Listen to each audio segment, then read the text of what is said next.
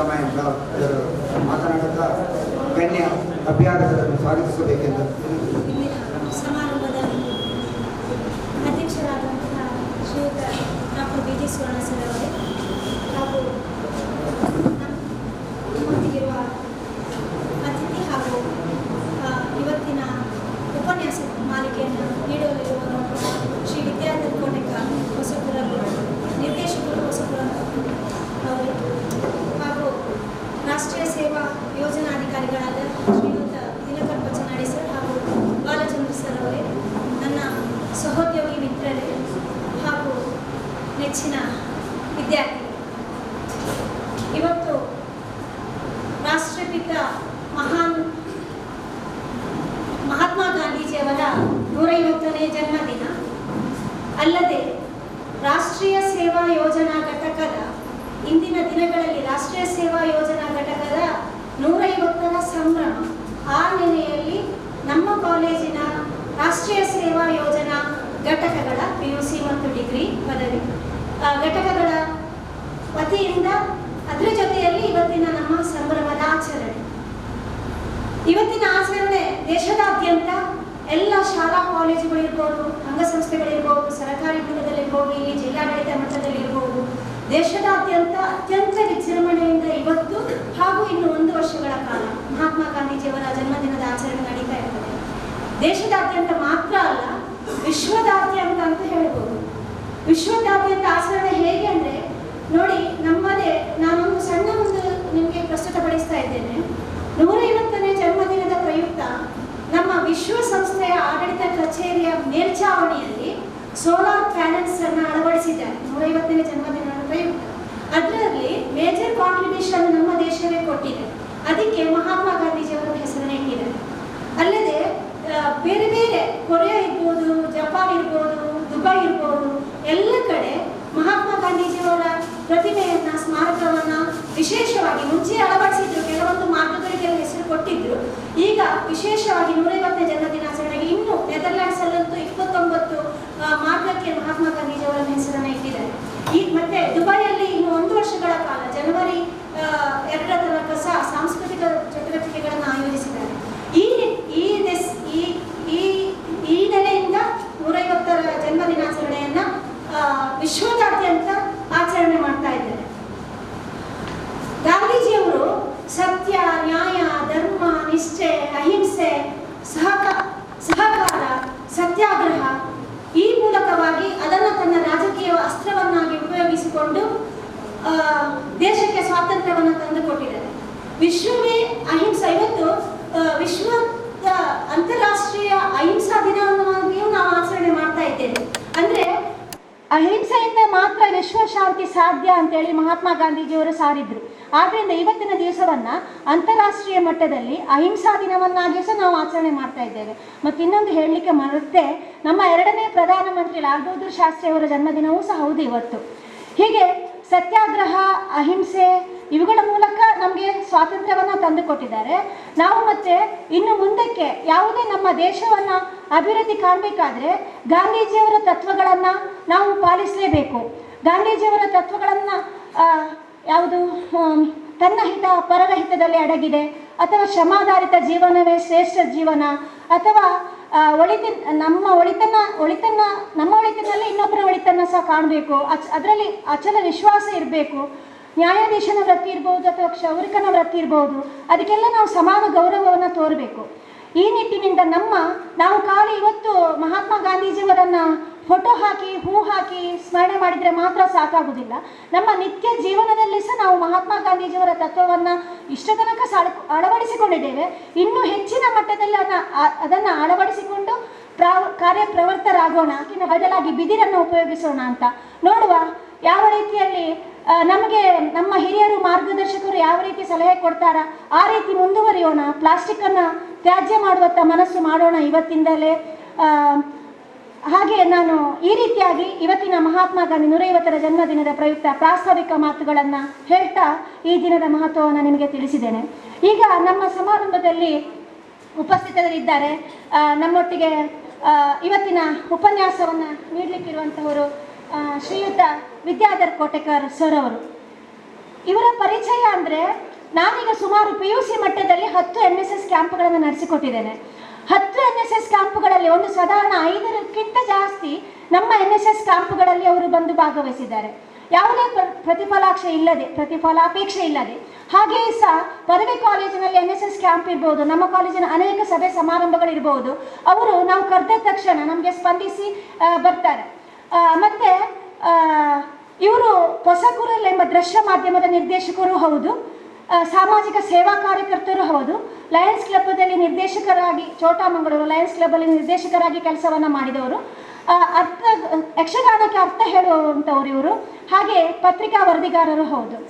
ಇವರು ಇವತ್ತು ನಮ್ಮ ಮನವಿಗೆ ಹೋಗೊಟ್ಟು ಇವತ್ತು ಹೇಳ್ತಾ ಇದ್ದಾರೆ, ನಾನಿನ್ನು ತುಂಬ ಕಡೆ ಹೋಗ್ಲಿಕ್ಕುಂಟು, ತುಂಬ ಕಡೆ ಮಾತಾಡ್ಲಿಕ್ಕುಂಟು ಅಂತ. ಹಾಗೆ ನಮ್ಮ ಮನವಿಗೆ ಹೋಗೊಟ್ಟು ತುಂಬ ಸಂಭ್ರಮದಿಂದ ನಮ್ಮ ಕಾಲೇಜಿನ, ನಾನು ಹೇಳ್ತೇನೆ ಯಾವತ್ತೂ ಸಹ ಇಂಥವರೆಲ್ಲ ಬಂದರೆ ನಮ್ಮ ತುಂಬ ಒಳ್ಳೆಯ ಅಭಿಮಾನಿ ಕಾಲೇಜಿದ್ದು ಅಂತ. ಹಾಗೆ ಸರ್, ನಿಮಗೆ ನಮ್ಮ ಈ ಸಮಾರಂಭಕ್ಕೆ ಆತ್ಮೀಯ ಸ್ವಾಗತವನ್ನು ಹೇಳ್ತಾ ಇದ್ದೇನೆ ಸರ್. ಮತ್ತು ನಮ್ಮ ಜೊತೆ ಇದ್ದಾರೆ ಅಧ್ಯಕ್ಷರಾಗಿ ನಮ್ಮ ಜೊತೆ ನಮ್ಮ ಕಾಲೇಜಿನ ಆಡಳಿತ ಮಂಡಳಿಯ ಡಾಕ್ಟರ್ BG ಸುವರ್ಣ ಸರ್ ಅವರಿದ್ದಾರೆ. ಇವರು ಸಾಮಾಜಿಕ ಸೇವಾ ಕಾರ್ಯಕರ್ತರು, ನಮ್ಮ ಆಡಳಿತ ಮಂಡಳಿಯ ಸಕ್ರಿಯ ಸದಸ್ಯರು. ಮತ್ತು ಈಗಂತೂ ನವರಾತ್ರಿಯ ಸಂಭ್ರಮದ ದಿವಸಗಳಲ್ಲಿ ದೇವಸ್ಥಾನದಲ್ಲಿ 24 ಗಂಟೆಯೂ ಕೆಲಸ ಮಾಡುವವರು. ಅವರಿಗೆ ನಾನೀಗ ಜಸ್ಟ್ ಫೋನ್ ಮಾಡಿದ್ದೆ ಅಷ್ಟೇ, ಬರಲೇಬೇಕು ಸರ್ ನನಗೆ ಅಂತ. ಅವರಿಗೆ ನಿಜವಾಗಿ ತುಂಬ ಕಾರ್ಯಕ್ರಮದಲ್ಲಿ ಇದ್ದರು ಅವರು ದೇವಸ್ಥಾನದಲ್ಲಿ. ಅವರು ನನ್ನ ಕರೆಗೆ ಹೋಗೊಟ್ಟು ಈಗ ನಮ್ಮ ಜೊತೆ ಬಂದು ನಮ್ಮ ಜೊತೆ ನಮ್ಮ ಸಂಭ್ರಮದೊಟ್ಟಿಗೆ ಅವರ ಸಂಭ್ರಮವನ್ನು ಸಹ ಹಂಚಿಕೊಳ್ಳಿಕ್ಕಿದ್ದಾರೆ. ಅವರಿಗೂ ಸರ್, ನಿಮಗೂ ನನ್ನ ಪದವಿ ಪೂರ್ವ ಕಾಲೇಜು, ಡಿಗ್ರಿ ಕಾಲೇಜು ಹಾಗೂ ಆಡಳಿತ ಮಂಡಳಿಯ ಪರವಾಗಿ ಎಲ್ಲ ಸಮಸ್ತ ಮಕ್ಕಳ ಪರವಾಗಿ ಹಾರ್ದಿಕ ಸ್ವಾಗತವನ್ನು ಬಯಸ್ತಾ ಇದ್ದೇನೆ ಸರ್. ಹಾಗೆ ಈ ಕಾರ್ಯಕ್ರಮವನ್ನು ಇವತ್ತು ನಡೆಸಿಕೊಡಲಿಕ್ಕೆ ಇರುವವರು ಶ್ರೀಯುತ ಬಾಲಚಂದ್ರ ಸರ್ ಹಾಗೂ ಶ್ರೀಯುತ ದಿನಕರ್ ಪಚ್ಚನಾಡಿ ಸರ್. ಇವರಿಗೂ ನನ್ನ ಆತ್ಮೀಯ ಸ್ವಾಗತಗಳು. ಹಾಗೆ ವೇದಿಕೆಯಲ್ಲಿರುವಂತಹ ಪದವಿ ಕಾಲೇಜಿನ ಹಾಗೂ ಪದವಿ ಪೂರ್ವ ಕಾಲೇಜಿನ ಘಟಕದ ರಾಷ್ಟ್ರೀಯ ಸೇವಾ ಯೋಜನಾ ಘಟಕದ ನಾಯಕರುಗಳಿಗೂ ಆತ್ಮೀಯ ಸ್ವಾಗತವನ್ನು ಬಯಸ್ತೇನೆ. ಹಾಗೂ ನನ್ನ ಮುಂದೆ ಆಸೀನರಾಗಿರುವಂತಹ ಎಲ್ಲ ನನ್ನ ಉಪನ್ಯಾಸಕ ಮಿತ್ರರು, ನನ್ನ ಎಲ್ಲ ನೆಚ್ಚಿನ ವಿದ್ಯಾರ್ಥಿಗಳು, ಪದವಿ ಇರ್ಬೋದು, ಪದವಿ ಪೂರ್ವ ಇರ್ಬೋದು, ಎಲ್ಲ ನೆಚ್ಚಿನ ವಿದ್ಯಾರ್ಥಿಗಳು. ಕೆಲವು ವಿದ್ಯಾರ್ಥಿಗಳು ತುಂಬ ಕಷ್ಟದಿಂದ ಬಂದಿದ್ದಾರೆ ಇವತ್ತು. ನಮ್ಗೆ ಗೊತ್ತುಂಟು ಮಕ್ಕಳೇ, ನಿನ್ನೆ ಕ್ಯಾಂಪಲ್ಲಿ ನಾವು 7 ದಿವಸದ ಕ್ಯಾಂಪಲ್ಲಿ ಇದ್ದೆವು. ಇವತ್ತು ಬರಲಿಕ್ಕೆ ಕಷ್ಟ ಆಗ್ತದೆ, ಬೆಳಿಗ್ಗೆ ಏಳಲಿಕ್ಕೆ ಕಷ್ಟ ಆಗ್ತದೆ ಮಕ್ಕಳಿಗೆ. ಆದರೂ ಸಹ ನನ್ನ ಮನವಿಯನ್ನು, ನಮ್ಮ ಅಧ್ಯಾಪಕರ ಒತ್ತಡವನ್ನು, ಅಲ್ವಾ ಮಕ್ಕಳೇ, ಅಧ್ಯಾಪಕರು ಒತ್ತಡ ಹಾಕ್ತಾರೆ ಬರಲೇಬೇಕು ಅಂತೇಳಿ. ಏನೇ ಇರಲಿ, ನೀವು ಸಹ ಈ ಸಂಭ್ರಮದಲ್ಲಿ ಪಾಲ್ಗೊಳ್ಳಿಕ್ಕೆ ನಮ್ಮ ಜೊತೆ ಬಂದಿದ್ದೀರಾ. ಶ್ರೀಮತಿ ಕ್ಷಮಯನ್ ರಾವ್ ಇವರಿಗೆ ವಂದನೆಗಳು. ಇಂದಿನ ಉಪನ್ಯಾಸಕರಾಗಿ ಆಗಮಿಸಿರುವಂಥ ಶ್ರೀ ವಿದ್ಯಾಧರ ಕೋಟೆಕಾರ್ ಹೊಸಕೊರಳು ತೊಕ್ಕೊಟ್ಟು ಇವರಿಗೆ ಶ್ರೀ ಗೋಕರ್ಣೇಶ್ವರ ಶಿಕ್ಷಣ ಸಂಸ್ಥೆಗಳಲ್ಲಿ ಪದವಿ ಹಾಗೂ ಪದವಿ ಪೂರ್ವ ವಿಭಾಗಗಳ ಪರವಾಗಿ ಮತ್ತು ಇವುಗಳ ಸಂಚಾಲಕರಾಗಿರುವಂಥ ಶ್ರೀ ಎಸ್ ದೇವಿಕ್ರಮ್ ಸರ್ ಇವತ್ತು ಬರಬೇಕಿತ್ತು, ಅದರ ಅನಿವಾರ್ಯ ಕಾರಣದಿಂದ ಬಂದಿಲ್ಲ. ಅವರ ಪರವಾಗಿ ಹಾಗೂ ಪ್ರಾಂಶುಪಾಲರ ಪರವಾಗಿ ಮತ್ತು ಆಡಳಿತ ಮಂಡಳಿ, ಬೋಧಕೇತರ ಹಾಗೂ ವಿದ್ಯಾರ್ಥಿ ವೃಂದದ ಪರವಾಗಿ ಹೃತ್ಪೂರ್ವಕವಾದಂಥ ಸ್ವಾಗತದೊಂದಿಗೆ ಸವಿನೆನಪಿನ ಪುಷ್ಪವನ್ನು ನೀಡಿ ಗೌರವಿಸಬೇಕೆಂದು ಪದವಿ ಕಾಲೇಜಿನ ವಿದ್ಯಾರ್ಥಿ ಸಂಘದ ಅಧ್ಯಕ್ಷನಾಗಿರುವಂಥ ಪವನ್ ಪುಷ್ಪವನ್ನು ನೀಡಿ ಶ್ರೀ ವಿದ್ಯಾಧರ್ ಕೋಟೆಕಾರ್ ಇವರಿಗೆ ಸ್ವಾಗತಿಸಬೇಕೆಂದು ಕೇಳಿಕೊಳ್ಳುತ್ತೇನೆ.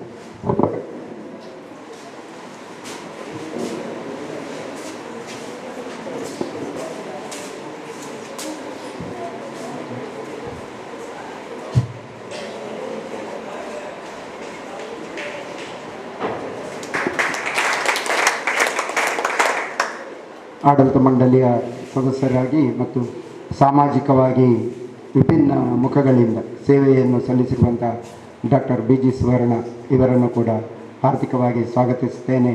ಪುಷ್ಪವನ್ನು ನೀಡಿ ಸ್ವಾಗತಿಸಬೇಕೆಂದು ಭವಿತ್ ಇವರನ್ನು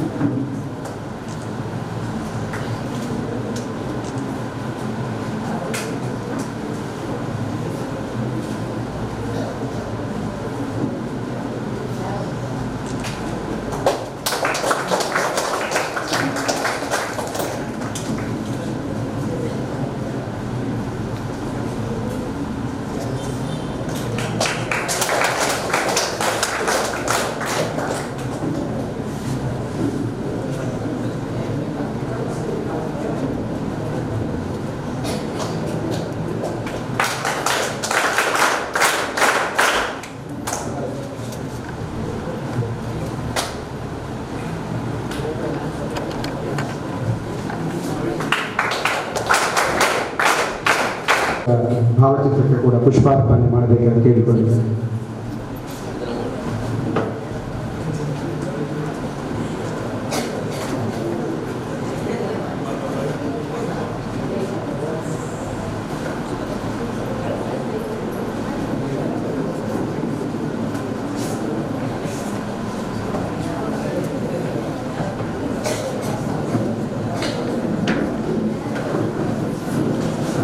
ಭಾವವನ್ನು ಬೀರಿದವರು ಅಂತಹ ಮಹಾತ್ಮ ಗಾಂಧೀಜಿಯವರ ಜೀವನ ಸಾಧನೆಗಳ ಬಗ್ಗೆ ಉಪನ್ಯಾಸವನ್ನು ನೀಡಲಿಕ್ಕಿದ್ದಾರೆ ಶ್ರೀ ವಿದ್ಯಾಧರ ಕೋಟೆಕಾರ್ ಇವರಲ್ಲಿ ವಿನಂತಿಸಿಕೊಳ್ಳಿ. ವೇದಿಕೆಯಲ್ಲಿ ಕಾರ್ಯಕ್ರಮದ ಅಧ್ಯಕ್ಷತೆ ವಹಿಸಿಕೊಂಡಂತಹ ಆತ್ಮೀಯರು, ಭಾಳ ಹಿಂದಿನಿಂದಲೂ ಪರಿಚಯದವರಾದಂತಹ ಡಾಕ್ಟರ್ ಬಿ ಜಿ ಸುವರ್ಣರವರೇ ಹಾಗೂ ಎಲ್ಲ ಗಣ್ಯರೇ, ವೇದಿಕೆಯ ಮುಂಭಾಗದಲ್ಲಿರುವಂತಹ ಅಧ್ಯಾಪಕ ಬಂಧುಗಳೇ, ರಾಷ್ಟ್ರೀಯ ಸೇವಾ ಯೋಜನೆಯ ವಿದ್ಯಾರ್ಥಿ ಬಂಧುಗಳೇ,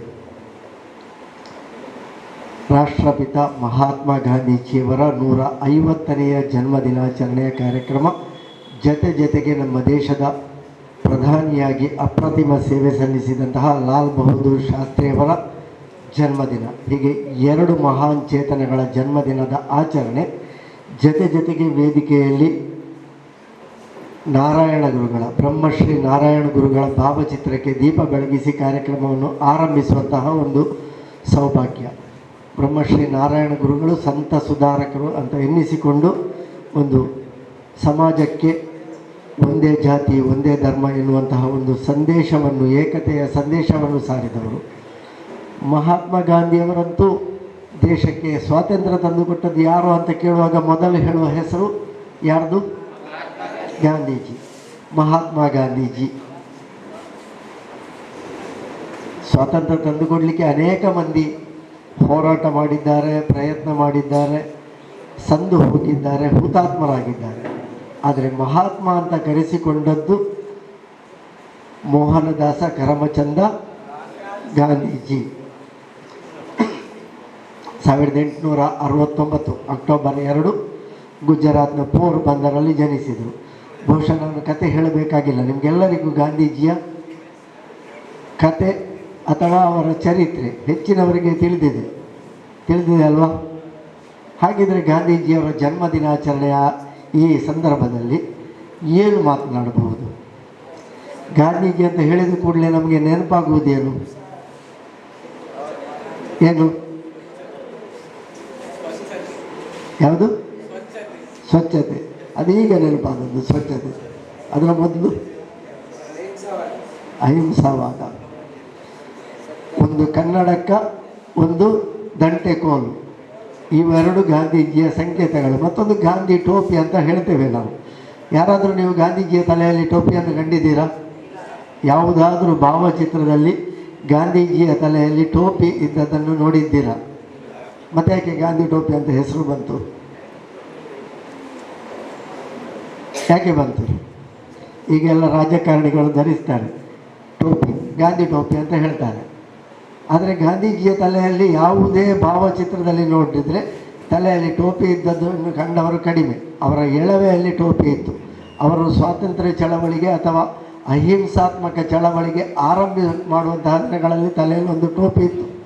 ನಂತರ ಅವರೇ ಟೋಪಿಯನ್ನು ಬಿಡ್ತಾರೆ. ಬಹಳ ಸ್ವಾರಸ್ಯಕರವಾದಂತಹ ಘಟನೆ ಇದು. ಅವರು ಟೋಪಿಯನ್ನು ಬಿಟ್ಟದ್ದು ಯಾಕೆ ಅಂತ ಕೇಳಿದರೆ, ಒಂದು ಸಲ ಅವರು ಪ್ರಾರ್ಥನೆ ಮಾಡುತ್ತಿರುವಂತಹ ಸಭೆಗೆ ಒಬ್ಬ ರಾಜಕಾರಣದಲ್ಲಿ ಅಥವಾ ಹೋರಾಟದಲ್ಲಿ ಇದ್ದೇನೆ ಅಂತ ಕಾಣಿಸಿಕೊಳ್ಳುವಂತಹ ಒಬ್ಬ ವ್ಯಕ್ತಿ, ದಡೂತಿಯ ಸ್ವಾಮಿ, ತಲೆಯಲ್ಲಿ ಟೋಪಿ ಇಟ್ಟುಕೊಂಡು ಅವರು ಪ್ರಾರ್ಥನೆ ಮಾಡುವಂತಹ ಸಭೆಗೆ ಬರ್ತಾನೆ. ಆದರೆ ಅವ ಸಮಾಜದಲ್ಲಿ ಬಹಳ ಕೆಟ್ಟವ, ಕಡು ಭ್ರಷ್ಟಾಚಾರಿ. ಅಂತಹವನ ತಲೆಯಲ್ಲೂ ಗಾಂಧಿ ಟೋಪಿ ಇರುವ ನಂತರ ನನ್ನ ತಲೆಯಲ್ಲಿ ಇನ್ನು ಟೋಪಿ ಬೇಡ ಅಂತ ಹೇಳಿ ಅವತ್ತೇ ಗಾಂಧೀಜಿಯವರು ಟೋಪಿಯನ್ನು ತ್ಯಜಿಸ್ತಾರೆ. ಇದು ಗಾಂಧೀಜಿಯವರು ಮತ್ತೆ ಟೋಪಿಯಲ್ಲಿ ಕಾಣಿಸಿಕೊಳ್ಳದಿರುವುದಕ್ಕೊಂದು ಒಂದು ಕಾರಣ. ಅಂದರೆ ಗಾಂಧಿ ಟೋಪಿ ಈ ರೀತಿಯ ಮಂದಿಯ ತಲೆಯಲ್ಲಿ ಇರಬಾರ್ದು ಅಂತ ಹೇಳಿಕೊಂಡು ಅವರು ಟೋಪಿಯನ್ನು ಬಿಡ್ತಾರೆ.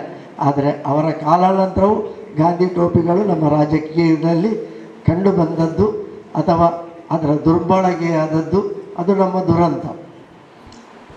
ಗಾಂಧೀಜಿಯವರು ಹುಟ್ಟಿ ವಿದ್ಯಾಭ್ಯಾಸ ಮಾಡುವವರೆಗೆ ಒಬ್ಬ ಸಾಮಾನ್ಯ ಬಾಲಕ. ಅವರು ಕೂಡ ತಂದೆ ತಾಯಿಗಳೊಡನೆ ಸುಳ್ಳು ಹೇಳಿದ್ದು, ಬೀಡಿ ಸೇರಿದ್ದು, ಇಂತಹ ಕೆಲವಾರು ಪ್ರಸಂಗಗಳನ್ನು ಅವರು ತಮ್ಮದೇ ಆದಂತಹ ಆತ್ಮಚರಿತ್ರೆಯಲ್ಲಿ ಬರೆದುಕೊಳ್ತಾರೆ. ಅದನ್ನು ಕೆಲವರು ಕಂಡವರು ಹೇಳ್ತಾರೆ. ಆದರೆ ಇದರ ವಿರುದ್ಧ ಅವರು ಹೋರಾಟವನ್ನು ಎಳೆಯ ದಿನಗಳಲ್ಲೇ ಆರಂಭಿಸಿದರು. ಯಾವುದು ತಪ್ಪು ಅಂತ ಗೊತ್ತಾಯಿತೋ ಆ ತಪ್ಪನ್ನು ಸರಿ ಮಾಡುವಂತಹ ಪ್ರಯತ್ನವನ್ನು ಸಣ್ಣದರಿಂದಲೇ ಮಾಡಿಕೊಂಡರು. ಹಾಗಾಗಿ ಅವರು ಬೆಳೀಲಿಕ್ಕೆ, ಆ ರೀತಿಯ ವ್ಯಕ್ತಿತ್ವವನ್ನು ಪಡೆದುಕೊಳ್ಳಲಿಕ್ಕೆ ಕಾರಣ ಆಯಿತು. ಅದನ್ನು ನಾವು ತಿಳ್ಕೊಳ್ಬೇಕಾಗಿದೆ. ಗಾಂಧೀಜಿ ಅಂತ ಹೇಳಿದ ಕೂಡಲೇ ಕೇವಲ ಮಹಾತ್ಮ ಗಾಂಧೀಜಿ ಸ್ವಚ್ಛತೆ, ಒಂದು ದಿನಕ್ಕೆ ಅವರ ಭಾವಚಿತ್ರಕ್ಕೆ ನಾವು ಪುಷ್ಪಾರ್ಚನೆ ಮಾಡಿಯೋ ಗೌರವಾರ್ಪಣೆ ಮಾಡಿಯೋ ಅವರ ಬಗ್ಗೆ ತಿಳಿದುಕೊಂಡು ಒಂದು ಕಿವಿಯಿಂದ ಕೇಳಿ ಮತ್ತೊಂದು ಕಿವಿಯಿಂದ ಏನು ಮಾಡಬೇಕು, ಬಿಡಬೇಕು ಅಲ್ವಾ? ಅಲ್ಲಿಗೆ ಎಲ್ಲವೂ ಸರಿ ಹೋಗ್ತದೆ. ಹಾಗಾಗಬಾರ್ದು ಎನ್ನುವ ಕಾರಣಕ್ಕಾಗಿಯೇ ಗಾಂಧಿ ಜಯಂತಿಯ ಆಚರಣೆ.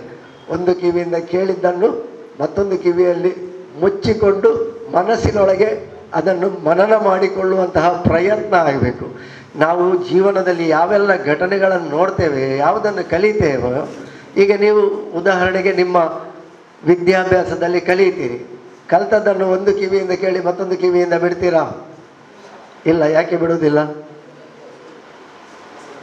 ಯಾಕೆ ಬಿಡುವುದಿಲ್ಲ ಹೇಳಿ, ಗಟ್ಟಿ ಹೇಳಿ.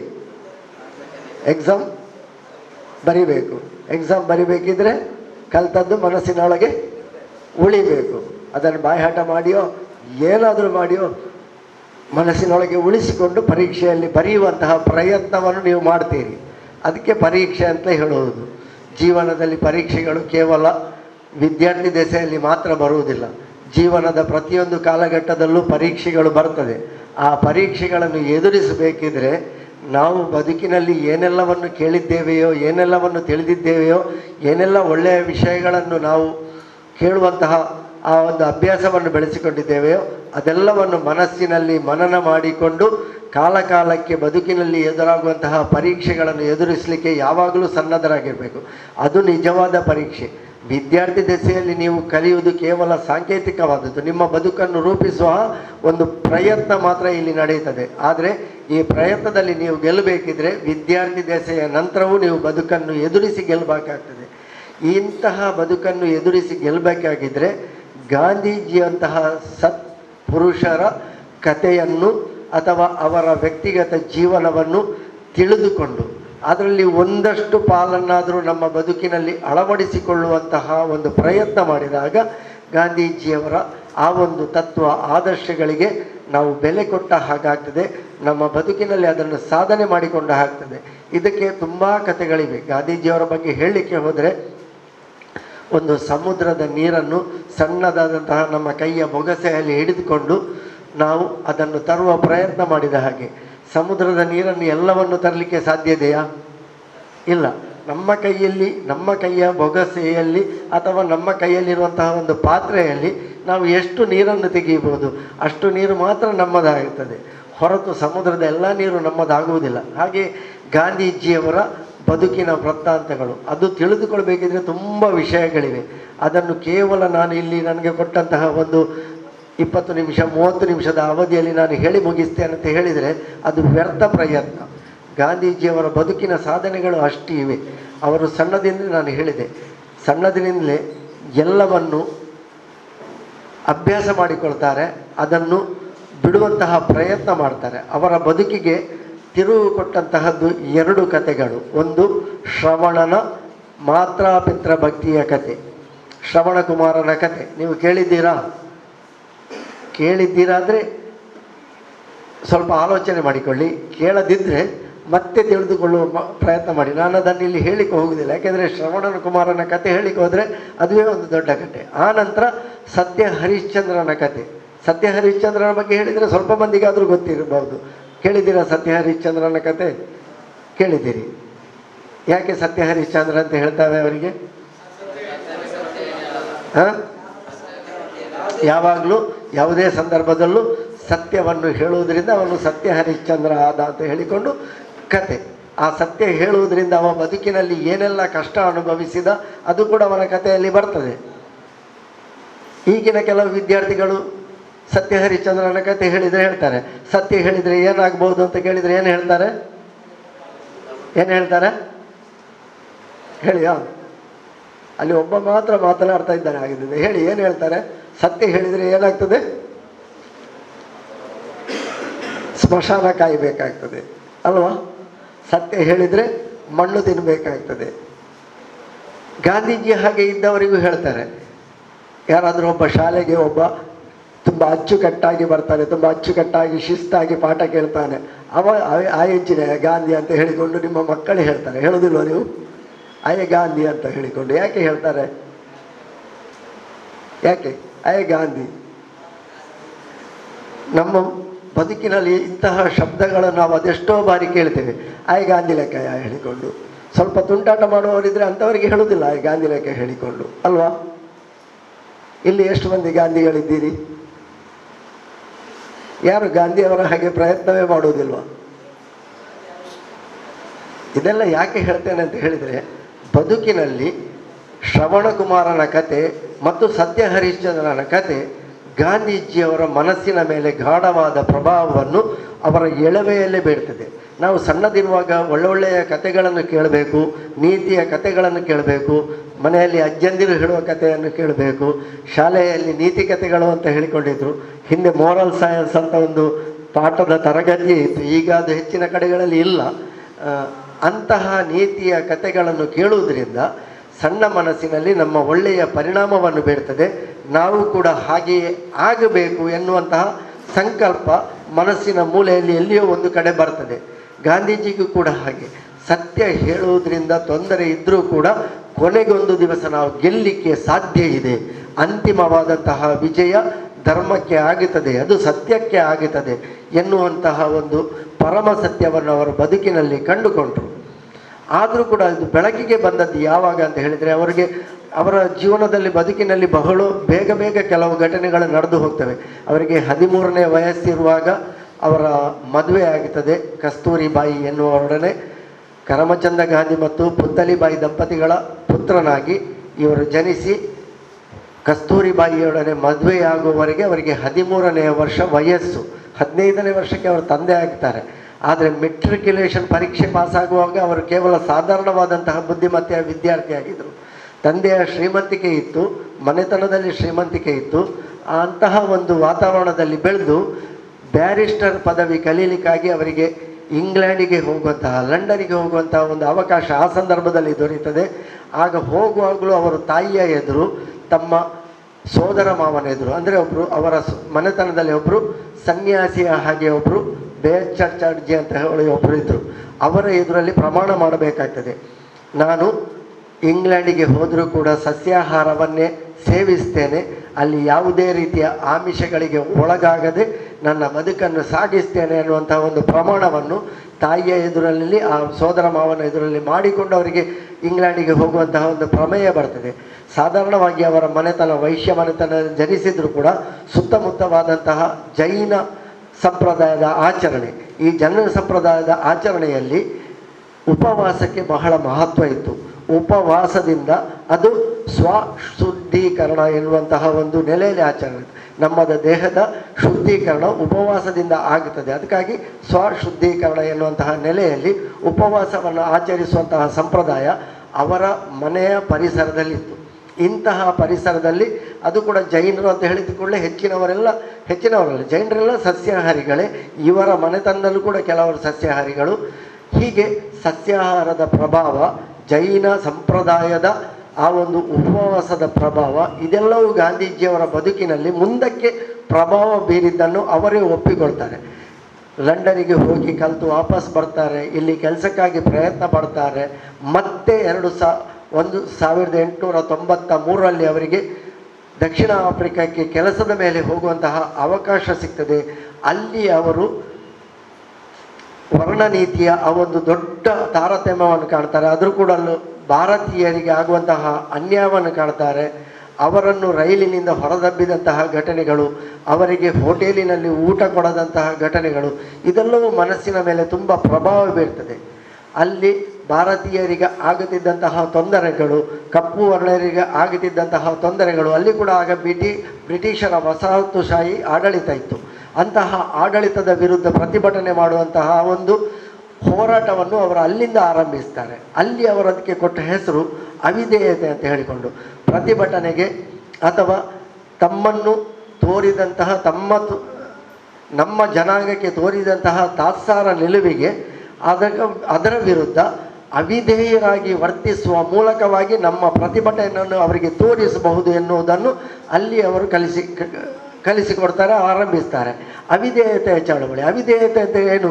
ಯಾರು ಆಡಳಿತ ಏನು ಹೇಳ್ತದೋ ಅದನ್ನು ಮಾಡದೆ ಅದಕ್ಕೆ ವಿರುದ್ಧವಾಗಿ ವರ್ತಿಸಿ ಆ ಆಡಳಿತದ ವಿರುದ್ಧ ಸೆಟೆದು ನಿಲ್ಲುವುದು, ಅಂತಹ ಹೋರಾಟ.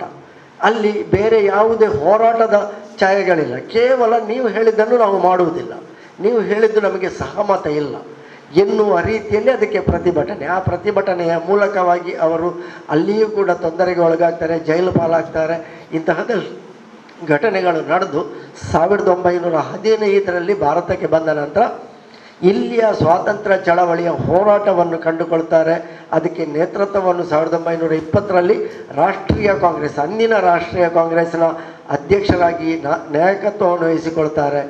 ಈ ರೀತಿಯಾಗಿ ಇಲ್ಲಿ ಕೂಡ ಆಗಿನ ಗುಲಾಮಗಿರಿ ಪದ್ಧತಿ, ಮೇಲು ಕೀಳು ಜಾತಿ ಪದ್ಧತಿ, ಇದರ ವಿರುದ್ಧ ಬೇರೆ ಬೇರೆ ರೀತಿಯ ಹೋರಾಟಗಳನ್ನು ಸಂಘಟನೆ ಮಾಡ್ತಾರೆ.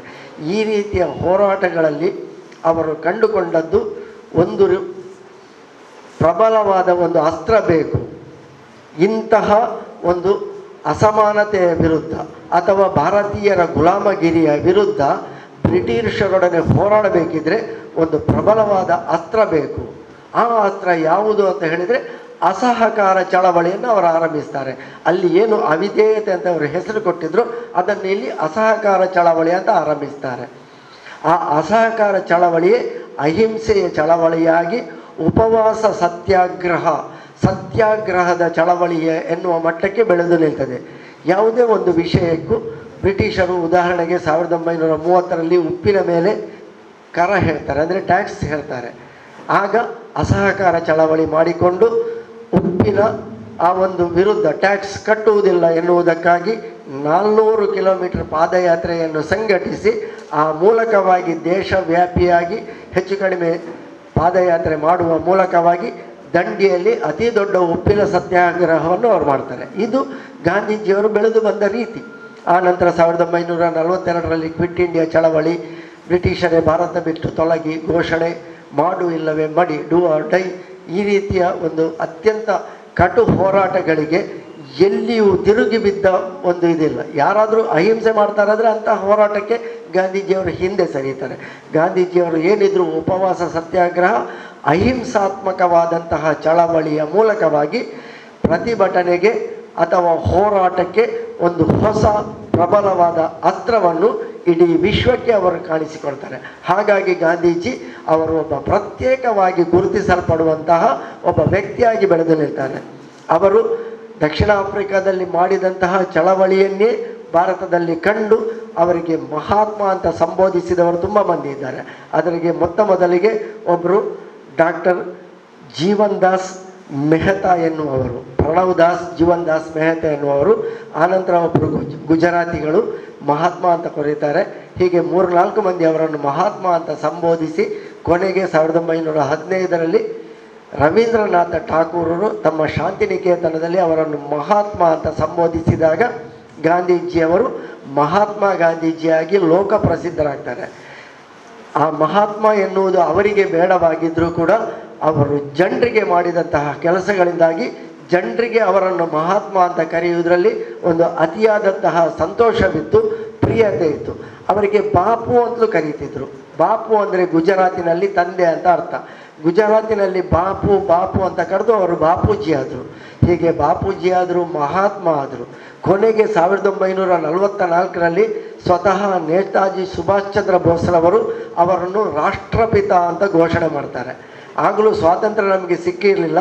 ನೇತಾಜಿ ಸುಭಾಷ್ ಚಂದ್ರ ಬೋಸರು ಹೋರಾಟಕ್ಕೆ ಪ್ರತಿ ಹೋರಾಟವೇ ದಾರಿ ಎನ್ನುವಂಥ ಮೂಲಕವಾಗಿ ಉಗ್ರವಾದದ ಮೂಲಕ ಸ್ವಾತಂತ್ರ್ಯಕ್ಕೆ ದಾರಿಯನ್ನು ಕಂಡುಕೊಳ್ತಾ ಇದ್ದರೆ, ನೇತಾಜಿ ಸುಭಾಷ್ ಚಂದ್ರ ಬೋಸರನ್ನು ಒಪ್ಪದಂತಹ ಗಾಂಧೀಜಿ ಅಹಿಂಸಾತ್ಮಕ ಚಳವಳಿಯ ಮೂಲಕವಾಗಿ ದೇಶಕ್ಕೆ ಸ್ವಾತಂತ್ರ್ಯ ತರಲಿಕ್ಕೆ ಪ್ರಯತ್ನ ಮಾಡ್ತಿದ್ದಂತಹ ಎರಡು ವಿರುದ್ಧವಾದಂತಹ ವ್ಯಕ್ತಿತ್ವಗಳು. ಆದರೂ ಕೂಡ ನೇತಾಜಿ ಸುಭಾಷ್ ಚಂದ್ರ ಬೋಸ್ರವರು ಗಾಂಧೀಜಿಯವರನ್ನು ರಾಷ್ಟ್ರಪಿತ ಅಂತ ಘೋಷಣೆ ಮಾಡ್ತಾರೆ. ಹೀಗೆ ಎಲ್ಲವೂ ಕಾಲಕಾಲಕ್ಕೆ ರಾಷ್ಟ್ರಪಿತ ಎನ್ನುವಂತಹ ಬಿರುದಿನೊಂದಿಗೆ ಮಹಾತ್ಮ ಗಾಂಧೀಜಿಯವರ ವ್ಯಕ್ತಿತ್ವ ಹಂತ ಹಂತವಾಗಿ ಬೆಳೆಯುತ್ತದೆ.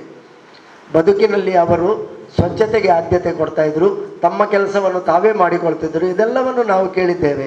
ಸರಳತೆಗಾಗಿ ಆಂಗ್ಲ ವ್ಯಾಮೋಹವನ್ನು ತ್ಯಜಿಸಬೇಕು ಎನ್ನುವುದಕ್ಕಾಗಿ ವಿದೇಶಿ ವಸ್ತುಗಳಿಗೆ ಅವರು ಬಹಿಷ್ಕಾರ ಹಾಕ್ತಾರೆ, ವಿದೇಶಿ ಉಡುಗೆ ತೊಡುಗೆಗಳಿಗೆ ಬಹಿಷ್ಕಾರ ಹಾಕ್ತಾರೆ. ನಮ್ಮ ದೇಶದಲ್ಲಿ ಮೂಲೆ ಹಿಡಿದಿದ್ದಂತಹ ಕೈಮಗ್ಗಕ್ಕೆ ಪುನಶ್ಚೇತನ ಕೊಡ್ತಾರೆ. ರಾಟೆಗಳು, ಅದಕ್ಕೆಲ್ಲ ತುಂಬ ಚರಿತ್ರೆ ಇದೆ. ಎಲ್ಲಿಯೋ ಅಟ್ಟ ಹಿಡಿದಿದ್ದಂತಹ ರಾಟೆಗಳನ್ನು ಪುನರಪಿ ನಮ್ಮ ಭಾರತೀಯರ ಬದುಕಿನಲ್ಲಿ ದಿನಬಳಕೆಗೆ ಬರುವಂತೆ ಮಾಡ್ತಾರೆ. ರಾಟೆಯಲ್ಲಿ ಹತ್ತಿಯಿಂದ ನೂಲು ತೆಗೆದು ಆ ನೂಲಿನ ಮೂಲಕವಾಗಿ ಕೈಮಗ್ಗದ ಬಟ್ಟೆಗಳನ್ನು ತಯಾರಿಸಲಿಕ್ಕೆ ಅವರು ಪ್ರೇರೇಪಣೆ ಕೊಡ್ತಾರೆ. ಇದೆಲ್ಲವೂ ಪ್ರೇರೇಪಣೆಗಳು ಗಾಂಧೀಜಿಯವರ ವ್ಯಕ್ತಿತ್ವ ಬೆಳೆದು ಬಂದದ್ದನ್ನು ವಿವರಿಸುವಂತಹ ಕಥೆಗಳು. ಗಾಂಧೀಜಿಯವರ ಮಾತು ಕೇಳಿದರೆ ಸಾಕು, ಗಾಂಧೀಜಿಯವರು ಕುಡಿತ ಬಿಡಬೇಕು ಅಂತ ಹೇಳಿದರೆ ಸಾಕು. ಆ ಕಾಲದಲ್ಲಿ ಅದಕ್ಕೊಂದು ಘಟನೆ ನಡೀತದೆ. ಒಂದು ಹಳ್ಳಿಯಲ್ಲಿ ಒಂದು ಪುಂಡರ ಗ್ಯಾಂಗ್ ಇರ್ತದೆ. ಈಗಲೂ ನಾವು ನೋಡ್ತೇವೆ ಕೆಲವು ಕಡೆಗಳಲ್ಲಿ ಕಟ್ಟೆಗಳಲ್ಲಿ ಕೂತು ಕೆಲಸ ಇಲ್ಲದವರು, ಅಲೆಮಾರಿಗಳು, ಸೋಮಾರಿಗಳು ತಮ್ಮದಾದಂತಹ ದಿನ ಕಳೆಯುವುದನ್ನು, ಸಂಜೆಯ ಹೊತ್ತಿನಲ್ಲಿ ಕಾಲಹರಟೆ ಮಾಡುವುದನ್ನು ನಾವು ನೋಡ್ತೇವಲ್ವ ಬದುಕಿನಲ್ಲಿ. ಅಂತಹ ಒಂದು ಗುಂಪು ಒಂದು ಹಳ್ಳಿಯಲ್ಲಿತ್ತು. ಆಗ ಅಲ್ಲಿ ಒಬ್ಬರು ಗಾಂಧಿವಾದಿ ಬರ್ತಾರೆ. ಆಗ ಸ್ವಾತಂತ್ರ್ಯಕ್ಕಾಗಿ ಹೋರಾಟ ನಡೀತಿದ್ದಂತಹ ಸಂದರ್ಭ. ನೀವು ಹೀಗೆ ಸೋಮಾರಿಗಳಾಗಿ ಯಾಕೆ ಇದ್ದೀರಿ? ಗಾಂಧೀಜಿಯವರು ನೋಡಿ, ಅವರು ಕರೆ ಕೊಟ್ಟಿದ್ದಾರೆ, ಕುಡಿತ, ಜೂಜು ಇವುಗಳಿಂದೆಲ್ಲ ನಮ್ಮ ದೇಶಕ್ಕೆ ಹಾನಿಯಾಗ್ತದೆ. ನಿಮ್ಮಂತಹ ಯುವಕರು ಹೋರಾಟದಲ್ಲಿ ಪಾಲ್ಗೊಳ್ಬೇಕು, ಗಾಂಧಿಯವರ ಆ ಒಂದು ಕರೆಗೆ ಹೋಗೊಳ್ಬೇಕು ಎನ್ನುವಂತಹ ಗಾಂಧಿ ತತ್ವದ ಬೋಧನೆ ಮಾಡಿದಾಗ ಆ ಗುಂಪು ಕೂಡ ಅಲ್ಲಿಂದ ಪರಿವರ್ತನೆಯಾಗಿ ಅವರು ಹೋರಾಟದಲ್ಲಿ ತೊಡಗಿಸಿಕೊಳ್ತಾರೆ. ಅಂದರೆ ಗಾಂಧೀಜಿಯವರು ಹೇಳಿದ್ದಾರಂತ ಹೇಳಿದರೆ ಅಷ್ಟು ಪ್ರಬಲವಾದಂತಹ ಪರಿಣಾಮವನ್ನು ಸಮಾಜಕ್ಕೆ ಆ ಕಾಲದಲ್ಲಿ ಬೀರ್ತಿತ್ತು. ಯಾಕೆ ಆ ಕಾಲದಲ್ಲಿ ಬೀಳ್ತಿತ್ತು ಅಂತ ಕೇಳಿದರೆ, ಆಗಿನ ಕಾಲಘಟ್ಟ ಹಾಗಿತ್ತು. ಬ್ರಿಟಿಷರ ಗುಲಾಮಗಿರಿಯಿಂದ ಹೊರಗೆ ಬರಲಿಕ್ಕೆ ನಾವು ಭಾರತೀಯರು ಪ್ರಯತ್ನ ಪಡ್ತಿದ್ದೇವೆ. ಈಗ ನಮಗೆ ಅದನ್ನು ಹೇಳಿದರೂ ಕೂಡ ಅರ್ಥ ಆಗುವುದಿಲ್ಲ. ಗುಲಾಮಗಿರಿ ಅಂತ ಹೇಳಿದರೆ ಏನು ಅಂತ ಕೇಳಿದರೆ ನೀವು ಹೇಳ್ಬೋದು, ಶಾಲೆಯಲ್ಲಿ ಮಾಸ್ಟರ್ ಪಾಠ ಕೇಳುವುದೇ ಒಂದು ರೀತಿಯ ಗುಲಾಮಗಿರಿ ಅಂತ ಹೇಳಿಕೊಂಡು. ಕಟ್ಟಿಟ್ಟ ಹಾಗೆ 1 ಗಂಟೆ ಕೋಣೆಯೊಳಗೆ ಅವರು ಹೇಳಿದ್ದನ್ನೆಲ್ಲ ಕೇಳಬೇಕು ಅಲ್ವಾ? ಬಹಳ ಕಷ್ಟ ಅಲ್ವಾ ಅದು? ಆದರೆ ಅದರಿಂದಾಗಿ ಬದುಕಿನಲ್ಲಿ ನಾಳೆ ಒಳ್ಳೆಯದಾಗುತ್ತದೆ ಎನ್ನುವ ಸತ್ಯ ನಿಮಗೆ ಗೊತ್ತಾಗುವುದು ತಡವಾಗಿ. ನಿಮ್ಮ ತಂದೆ ತಾಯಿಗಳಿಗೆ ಗೊತ್ತಿದೆ, ಅದಕ್ಕಾಗಿ ನಿಮ್ಮನ್ನು ಶಾಲೆಗೆ ಕಳಿಸ್ತಾರೆ. ಶಾಲೆಗೆ ಕಳಿಸಿ ಮಕ್ಕಳು ಒಳ್ಳೆಯ ವಿದ್ಯಾಭ್ಯಾಸವನ್ನು ಪಡಿಬೇಕು ಎನ್ನುವ ಕಾರಣಕ್ಕಾಗಿ ಹೆತ್ತವರು ಪ್ರಯತ್ನ ಪಡ್ತಾರೆ. ನಮಗೆ ಕೆಲವರಿಗೆ ಶಾಲೆ ಅಂದರೆ ಬೋರು, ಕೆಲವರಿಗೆ ಪರೀಕ್ಷೆ ಅಂದರೆ ಶಿಕ್ಷೆ. ಈ ರೀತಿಯ ಆ ಒಂದು ವರ್ತನೆಗಳ ಮಧ್ಯದ ಕಾಲದಲ್ಲಿಯೂ ಕೂಡ ಗಾಂಧೀಜಿಯವರು ಅಷ್ಟು ಸಮಾಜಕ್ಕೆ ಪ್ರಭಾವ ಬೀರಿದರು. ಗಾಂಧೀಜಿಯವರು 1948 ಜನವರಿ 30ರಂದು ಅವರು ಅಸ್ತಂಗತರಾದಾಗ ಭಾರತದ ಹೊರಗಿನ 55 ದೇಶಗಳು ತಮ್ಮ ರಾಷ್ಟ್ರಧ್ವಜವನ್ನು ಅರ್ಧಕ್ಕೆ ಇಳಿಸಿ ಅವರಿಗೆ ಶ್ರದ್ಧಾಂಜಲಿ ಅರ್ಪಿಸ್ತದೆ. ಆಲೋಚನೆ ಮಾಡಿಕೊಳ್ಳಿ, ಗಾಂಧೀಜಿಯವರು ಭಾರತಕ್ಕೆ ಕೇವಲ ಸ್ವಾತಂತ್ರ್ಯಕ್ಕೆ ಹೋರಾಟಕ್ಕೆ ನೇತೃತ್ವ ಕೊಟ್ಟವರು ಮಾತ್ರ. ಅವರು ಈ ದೇಶದ ಪ್ರಧಾನಿ ಅಲ್ಲ. ಸಾಧಾರಣವಾಗಿ ಹೊರಗಿನ ದೇಶಗಳು ಒಬ್ಬ ವ್ಯಕ್ತಿಗೆ ಶ್ರದ್ಧಾಂಜಲಿ ಗೌರವ ಸಲ್ಲಿಸುವುದು ಯಾವಾಗ ಅಂತ ಹೇಳಿದರೆ, ಅವನು ಒಂದು ದೇಶದ ನಾಯಕನಾಗಿರಬೇಕು, ರಾಷ್ಟ್ರಪತಿ ಆಗಿರಬೇಕು, ಪ್ರಧಾನಿಯಾಗಿರಬೇಕು. ಇಂತಹ ಸಂದರ್ಭಗಳಲ್ಲಿ ದೇಶದ ಆ ಒಂದು ರಾಷ್ಟ್ರಧ್ವಜ ಅರ್ಧ ಮಟ್ಟಕ್ಕೆ ಇಳಿದು ಸಂತಾಪದ ಆ ಒಂದು ಶ್ರದ್ಧಾಂಜಲಿಯನ್ನು ಸೂಚಿಸ್ತವೆ. ಆದರೆ ಗಾಂಧೀಜಿಯವರು ಯಾವುದೇ ಅಧಿಕಾರ ಇಲ್ಲದೆ ಕೇವಲ ಸ್ವಾತಂತ್ರ್ಯಕ್ಕಾಗಿ ಹೋರಾಟಕ್ಕಾಗಿ ನೇತೃತ್ವ ವಹಿಸಿದಂತಹ ಕಾರಣದಿಂದ, ಅದು ಕೂಡ ಹೇಗೆ? ಅಹಿಂಸೆಯಿಂದ. ಆ ಅಹಿಂಸಾ ತತ್ವವೇ ಇಂದು ಈಗ ನಿಮ್ಮ ಪ್ರಾಂಶುಪಾಲರು ಹೇಳಿದರು. ಇವತ್ತು 2 ಅಕ್ಟೋಬರ್ 2 ತಾರೀಕು ವಿಶ್ವವ್ಯಾಪಿಯಾಗಿ ಅಹಿಂಸಾ ದಿನಾಚರಣೆಯಾಗಿ ನಾವು ಆಚರಿಸ್ತೇವೆ. ಅದು ವಿಶ್ವ ಗಾಂಧೀಜಿಯವರ ವ್ಯಕ್ತಿತ್ವಕ್ಕೆ ಕೊಟ್ಟಂತಹ ದೊಡ್ಡದಾದಂತಹ ಒಂದು ಗೌರವ. ಅವರ ಭಾವಚಿತ್ರಗಳು, ಅವರ ಪ್ರತಿಮೆಗಳು ದೇಶ ವಿದೇಶಗಳಲ್ಲಿವೆ. ಅದೆಷ್ಟೋ ದೇಶಗಳಲ್ಲಿ ಗಾಂಧೀಜಿಯವರ ಹೆಸರಿನ ರಸ್ತೆಗಳಿವೆ, ಗಾಂಧೀಜಿಯವರ ಹೆಸರಿನ ಕಟ್ಟಡಗಳಿವೆ. ಇಂತಹ ಗೌರವಗಳೆಲ್ಲವನ್ನು ವಿದೇಶಗಳಲ್ಲಿ ಪಡೆದುಕೊಂಡಂತಹ ಒಬ್ಬ ನಾಯಕ ಇದ್ದರೆ, ಪ್ರಪಂಚದಾದ್ಯಂತ ಒಬ್ಬ ಅಹಿಂಸಾವಾದಿಯ ನಾಯಕತ್ವವನ್ನು ಕೊಟ್ಟದ್ದಿದ್ದರೆ ಅದು ಕೇವಲ ನಮ್ಮ ದೇಶದ ಮಹಾತ್ಮ ಗಾಂಧೀಜಿ ಅಂತ ಹೇಳಿಕೊಳ್ಳಿಕ್ಕೆ ಇವತ್ತಿನ ನಾವುಗಳು ಹೆಮ್ಮೆ ಪಡಬೇಕು. ಅಂತಹ ಹೆಮ್ಮೆ ಪಡುವಂತಹ ಒಂದು ಅದ್ಭುತ ವ್ಯಕ್ತಿತ್ವ, ಅಸಾಮಾನ್ಯ ವ್ಯಕ್ತಿತ್ವ, ಅಸತ್ಯದ ಎದುರು ಸತ್ಯವನ್ನು ಜಯಿಸಿ ತೋರಿಸಿದಂತಹ ವ್ಯಕ್ತಿತ್ವ ಅದು ಮಹಾತ್ಮ ಗಾಂಧೀಜಿಯವರದು. ಈಗಲೂ ನಮಗೆ ಗೊತ್ತಿದೆ, ನಾವು ಅದೆಷ್ಟೋ ಸಲ ಬದುಕಿನಲ್ಲಿ ಸುಳ್ಳು ಹೇಳ್ತೇವೆ. ಹೇಳಿದ ಸುಳ್ಳನ್ನು ನಾನು ಸುಳ್ಳು ಹೇಳಿದ್ದೇನೆ ಅಂತ ಹೇಳಿ ಒಪ್ಪಿಕೊಳ್ಳುವ ಧೈರ್ಯ ಯಾರಿಗಿದೆ ಹೇಳಿ? ಯಾರಿಗೂ ಇಲ್ಲ. ನಾನು ಸುಳ್ಳು ಹೇಳಿದ್ದೇನೆ, ನಾನು ಆ ಸುಳ್ಳು ಹೇಳಿದ್ದಕ್ಕಾಗಿ ಪಶ್ಚಾತ್ತಾಪ ಪಡುತ್ತಾ ಇದ್ದೇನೆ ಎನ್ನುವಂತಹ ಒಂದು ಕಲ್ಪನೆಯನ್ನು ಕೂಡ ನಾವು ಮಾಡಿಕೊಳ್ಳಿಕ್ಕೆ ಸಾಧ್ಯ ಇಲ್ಲ. ತುಂಬ ಕಡಿಮೆ ವ್ಯಕ್ತಿಗಳು ಇಂತಹ ಒಂದಿದು. ನಾವು ಕೊನೆಗೆ ತಪ್ಪು ಮಾಡಿದರೂ ಕೂಡ ತಪ್ಪಾಯಿತು ಅಂತ ಹೇಳಿ ಕ್ಷಮೆ ಕೇಳಲಿಕ್ಕೆ ನಾವು ಹಿಂಜರಿತೇವೆ. ಏನೋ ಒಂದು ರೀತಿಯ ಹಿಂಜರಿಕೆ ನಮ್ಮಲ್ಲಿ. ಯಾಕೆ? ನಮ್ಮ ಸ್ವಾಭಿಮಾನ ಅಡ್ಡ ಬರ್ತದೆ, ಈಗೋ ಪ್ರಾಬ್ಲಮ್ ಅಂತ ಹೇಳ್ತೇವೆ. ಇದನ್ನು ಒಂದು ಮುನ್ನಾಬಾಯಿ ಲಗೇರಹೋ ಎನ್ನುವಂತಹ ಒಂದು ಚಲನಚಿತ್ರದಲ್ಲಿ ಒಂದು ಅದ್ಭುತವಾಗಿ ಇದನ್ನು ತೋರಿಸಿದ್ದಾರೆ. ಚಿತ್ರ ಯಾವುದೇ ಇರಲಿ, ಆದರೆ ಗಾಂಧೀಜಿಯವರ ಕಲ್ಪನೆಗಳನ್ನು ಅದರಲ್ಲಿ ಅದ್ಭುತವಾಗಿ ತೋರಿಸಿದ್ದಾರೆ. ತಪ್ಪು ಮಾಡಿದರೆ ಒಪ್ಪಿಕೊಳ್ಳಿಕ್ಕೆ ಒಬ್ಬ ರೌಡಿಯಾಗಿ ಕತ್ತಿ ಎತ್ತಿದವನಿಗೂ ಕಷ್ಟ ಆಗ್ತದೆ. ಅವ ರೌಡಿಯಾಗಿ ಕತ್ತಿ ಎತ್ತಿ ಎಷ್ಟು ಹೋರಾಟ ಮಾಡ್ತಾನೆ, ಆದರೆ ನನ್ನಿಂದ ತಪ್ಪಾಗಿದೆ ಅಂತ ಹೇಳಿಕೊಳ್ಳಿಕ್ಕೆ ಅವನಿಗೆ ಕಷ್ಟ ಆಗುತ್ತದೆ. ಆ ರೀತಿಯಾಗಿ ತಪ್ಪನ್ನು ಎದುರಿಸಲಿಕ್ಕೆ, ತಪ್ಪನ್ನು ತಿದ್ದಿಕೊಳ್ಳಿಕ್ಕೆ ನಾವು ಬದುಕಿನಲ್ಲಿ ಕಷ್ಟಪಡ್ತೇವೆ. ಅದನ್ನು ಎದುರಿಸಿ ಗೆದ್ದಾಗಲೇ ನಾವು ನಿಜವಾಗಿಯೂ ಅಸತ್ಯದ ವಿರುದ್ಧ ಗೆದ್ದ ಹಾಗೆ. ಅಂತಹ ಆ ಒಂದು ಗೆಲುವನ್ನು ನಾವು ಸಾಧಿಸಿದರೆ ಗಾಂಧೀಜಿಯವರ ವ್ಯಕ್ತಿತ್ವದಲ್ಲಿ ಒಂದು ಅಂಶವನ್ನಾದರೂ ನಮ್ಮ ಬದುಕಿನಲ್ಲಿ ನಾವು ಕಂಡುಕೊಂಡ ಹಾಗೆ ಆಗಲಿಕ್ಕೆ ಸಾಧ್ಯ ಆಗ್ತದೆ. ಇನ್ನು ಗಾಂಧೀಜಿಯವರು ಹೇಳಿದಂತಹ ತುಂಬ ಮಾತುಗಳಿವೆ. ಅರ್ಧ ರಾತ್ರಿಯಲ್ಲಿ ಈ ದೇಶದಲ್ಲಿ ಹೆಣ್ಣೊಬ್ಬಳು ನಿರ್ಭಯವಾಗಿ ನಡೆದಾಡಿದರೆ ಅದುವೇ ಈ ದೇಶಕ್ಕೆ ಸಿಕ್ಕಿದಂತಹ ನಿಜವಾದ ಸ್ವಾತಂತ್ರ್ಯ. ಯಾವ ಕಲ್ಪನೆ ಅವರು ಹೇಳಿದರು ಬಹುಶಃ ನಮಗೆ ಅರ್ಥ ಮಾಡಿಕೊಳ್ಳಿಕ್ಕೆ, ಅದರಲ್ಲೂ ನಿಮಗೆ ಮಕ್ಕಳಿಗೆ ಅರ್ಥ ಮಾಡಿಕೊಳ್ಳಿಕ್ಕೆ ಇದು ತುಂಬ ಕಷ್ಟದ ವಿಷಯ.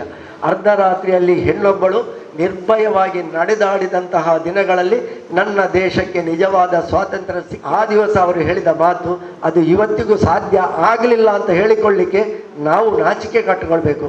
70 ವರ್ಷಗಳು ಕಳೆದು ಹೋಯಿತು ನಮಗೆ ಸ್ವಾತಂತ್ರ್ಯ ಸಿಕ್ಕಿ.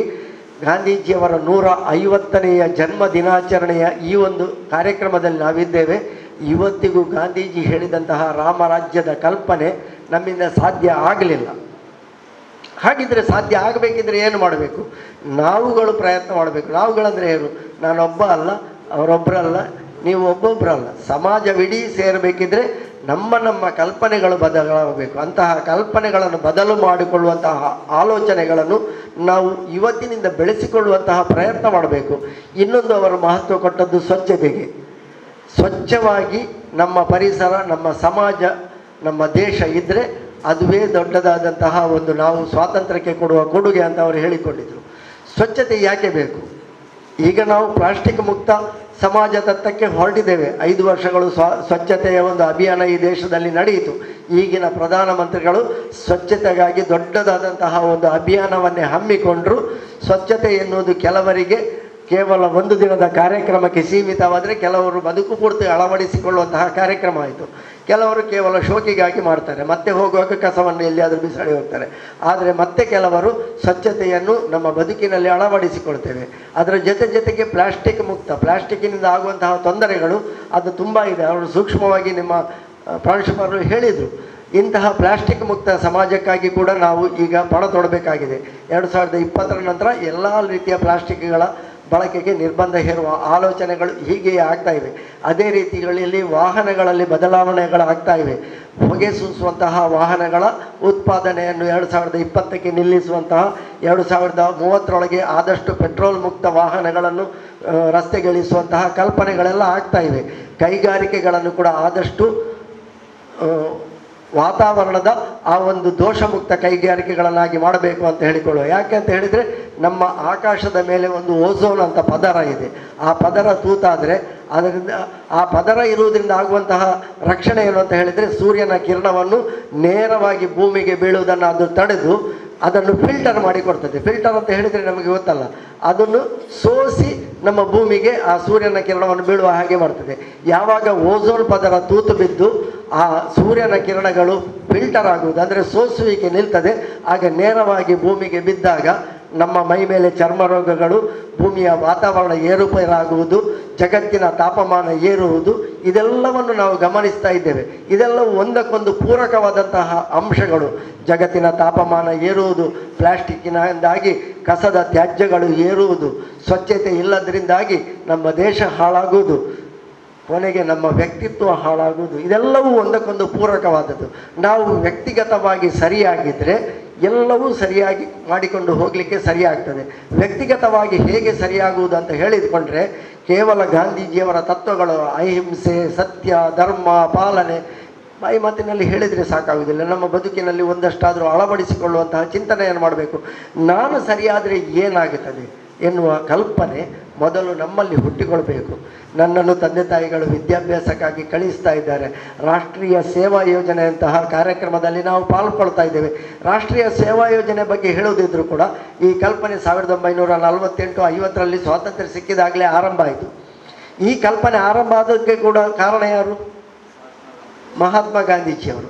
ಅವರ ಸೇವಾ ತತ್ಪರತೆಯನ್ನು ನಮ್ಮ ಯುವ ಜನಾಂಗ, ಅದರಲ್ಲೂ ವಿದ್ಯಾರ್ಥಿ ಜನಾಂಗ ಮೈಗೂಡಿಸಿಕೊಳ್ಬೇಕು ಎನ್ನುವುದಕ್ಕಾಗಿ ಗಾಂಧೀಜಿಯವರ ಕಲ್ಪನೆ, ಸೇವೆಯ ಕಲ್ಪನೆ ನಮ್ಮ ವಿದ್ಯಾರ್ಥಿಗಳಿಗೆ ಬರಬೇಕು ಎನ್ನುವ ಕಾರಣಕ್ಕಾಗಿ ಈ ಸೇವಾ ಯೋಜನೆಗಳು ಜಾರಿಗೆ ಬಂತು. ಇದಕ್ಕೆ ಆರಂಭದಲ್ಲಿ ಒಮ್ಮೆ ಮಹಾತ್ಮ ಗಾಂಧಿ ಸೇವಾ ಯೋಜನೆ ಅಂತ ಹೆಸರು ಕೊಡುವ ಆಲೋಚನೆ ಬಂತು, ಬೇರೆ ಬೇರೆ ಹೆಸರುಗಳು ಬಂತು. ಕೊನೆಗೆ ಇದು ರಾಷ್ಟ್ರೀಯ ಸೇವಾ ಯೋಜನೆಯಾಗಿ 1968ರಿಂದ ಏನೋ ಆರಂಭ ಆಯಿತು. ಇದಕ್ಕೂ ಕೂಡ ಈಗ 150ನೇ ವರ್ಷದ ಸಂಭ್ರಮ ಅಂತ ನಿಮ್ಮ ಪ್ರಾಂಶುಪಾಲರು ಹೇಳಿದರು. ಹಾಗಾಗಿ ಈ ಸೇವಾ ಯೋಜನೆ ಆರಂಭ ಆದದ್ದು ಕೂಡ ನಮ್ಮ ರಾಷ್ಟ್ರಪಿತ ಬಾಪೂಜಿ ಮಹಾತ್ಮ ಗಾಂಧೀಜಿಯವರ ಆ ಒಂದು ಬದುಕಿನ ಆದರ್ಶದ ಒಂದು ಅಂಶ. ಆ ಅಂಶದ ಕಾರ್ಯಕ್ರಮದಲ್ಲಿ ನೀವೆಲ್ಲರೂ ಇದ್ದೀರಿ. ನಿಮ್ಮ ವ್ಯಕ್ತಿತ್ವವನ್ನು ವಿದ್ಯಾರ್ಥಿ ದೆಸೆಯಿಂದಲೇ ಆ ಒಂದು ಸ್ವಚ್ಛತೆ ಅಂದರೆ ನಿಮ್ಮ ಬದುಕಿನ ಸ್ವಚ್ಛತೆ ಮೊದಲಾಗಲಿ. ಪರಿಸರದ ಸ್ವಚ್ಛತೆ ತನ್ನಿಂದ ತಾನೇ ಆಗುತ್ತದೆ. ನೀವು ಅದಕ್ಕಾಗಿ ಆಲೋಚನೆ ಮಾಡಬೇಕಾಗಿಲ್ಲ. ಯಾವಾಗ ನನ್ನ ಬದುಕು ಸ್ವಚ್ಛವಾಗಿರ್ತದೆ, ನನ್ನ ವ್ಯಕ್ತಿತ್ವ ಸ್ವಚ್ಛವಾಗಿರ್ತದೆ, ಆಗ ಬದುಕು ಸುಂದರವಾಗುತ್ತದೆ, ಮನೆ ಮಂದಿಯ ಆಶಯ ಈಡೇರ್ತದೆ, ಜೊತೆಗೆ ಸಮಾಜಕ್ಕೂ ಕೊಡುಗೆ ನೀಡಿದ ಹಾಗಾಗುತ್ತದೆ. ಅದಕ್ಕೊಬ್ಬರು ಮಹಾನ್ ಆದರ್ಶ ಪುರುಷ ಅಲ್ಲಿ ಬ್ರಹ್ಮಶ್ರೀ ನಾರಾಯಣ ಗುರುಗಳು ನಮ್ಮ ವೇದಿಕೆಯ ಮುಂಭಾಗಗಳಲ್ಲಿ ವಿರಾಜಮಾನರಾಗಿದ್ದಾರೆ. ಅವರ ತತ್ವಾದರ್ಶಗಳು ಕೂಡ ಆಗಿನ ಕಾಲದಲ್ಲಿ ಹಾಗೇ ಆಗಿತ್ತು. ಅವರು ಕೂಡ ಸಮಾಜದಿಂದ ಸಿಡಿದೆದ್ದು ಈ ಸಮಾಜಕ್ಕೆ ಹೊಸದೊಂದು ಏನಾದರೂ ಕೊಡಬೇಕು ಎನ್ನುವ ಕಾರಣಕ್ಕಾಗಿ ಅವರು ಬದುಕಿನಲ್ಲಿ ಅನುಭವಿಸಿದಂತಹ ಅಸ್ಪೃಶ್ಯತೆ, ಮೇಲು ಕೀಳು, ದೂರ ನಿಲ್ಲು, ಇಂತಹ ಒಂದು ಸಮಾಜದಿಂದ ಬೇರೆಯಾಗಿ ಇಂತಹ ಸಮಾಜಕ್ಕೆ ನಾನೊಂದು ಒಳ್ಳೆಯ ಸಂದೇಶವನ್ನು ಕೊಡಬೇಕು ಎನ್ನುವ ಕಾರಣಕ್ಕಾಗಿ ಅವರು ಸುಧಾರಕರಾದರು. ಹಾಗಾಗಿ ಅವರು ಸಂತ ಸುಧಾಕರರು. ಮಹಾತ್ಮ ಗಾಂಧೀಜಿಯು ಹಾಗೆ. ನಾನು ಬೆಳೆದಂತಹ ಭಾರತ ಬಡತನದಲ್ಲಿದೆ, ಇಲ್ಲಿ ಆಡಂಬರ ಬೇಡ ಎನ್ನುವುದಕ್ಕಾಗಿ ಅವರು ಸರಳ ವಸ್ತ್ರವನ್ನು ತೊಟ್ಟರು. ಏಕವಸ್ತ್ರ, ಧೋತಿಯ ಒಂದು ವಸ್ತ್ರ ಅಂತ ಹೇಳ್ತೇವೆ ನಾವು, ಕೈಮಗ್ಗದ ಬಟ್ಟೆಯಿಂದ ಸ್ವತಃ ನೇಯ್ದುಕೊಂಡಂತಹ ಒಂದು ವಸ್ತ್ರದಲ್ಲಿ ಅವರು ನಮ್ಮ ಬದುಕಿನುದ್ದಕ್ಕೂ ಕಾಣಿಸಿಕೊಂಡರು. ಅಂತಹ ಬದುಕನ್ನು ಒಬ್ಬ ಶ್ರೀಮಂತ ವ್ಯಕ್ತಿ ಎಲ್ಲವನ್ನು ತ್ಯಜಿಸಿ ಸಮಾಜಕ್ಕಾಗಿ ತ್ಯಾಗ ಮಾಡಿ ತನ್ನ ತ್ಯಾಗದ ಮೂಲಕವಾಗಿ ತನ್ನ ಬದುಕನ್ನೇ ಒಂದು ಸಂದೇಶವಾಗಿ ಸಮಾಜಕ್ಕೆ ಕೊಟ್ಟಾಗ ಅದನ್ನು ನಮ್ಮ ದೇಶದ ಒಬ್ಬ ಮಹಾನ್ ನಾಯಕ ಮಹಾತ್ಮ ಗಾಂಧೀಜಿ ಅಂತ ಹೇಳಿಕೊಳ್ಳಿಕ್ಕೆ ವಿಶ್ವ ಇವತ್ತು ಒಪ್ಪಿಕೊಳ್ತಾ ಇದೆ. ವಿಶ್ವ ಅವರ ವ್ಯಕ್ತಿತ್ವಕ್ಕೆ ನಮನವನ್ನು ಸೂಚಿಸ್ತಾ ಇದೆ. ಅಂತಹ ವ್ಯಕ್ತಿಗೆ ನಮ್ಮ ನಮನವನ್ನು ನಾವು ಸೂಚಿಸುವಂತಹ ವ್ಯಕ್ತಿಗಳಾಗಿ ಸಮಾಜಕ್ಕೊಂದು ಒಳ್ಳೆಯ ಸಂದೇಶ ಕೊಡುವಂತಹ ಪ್ರಯತ್ನ ಇವತ್ತಿನಿಂದ ಆಗಲಿ.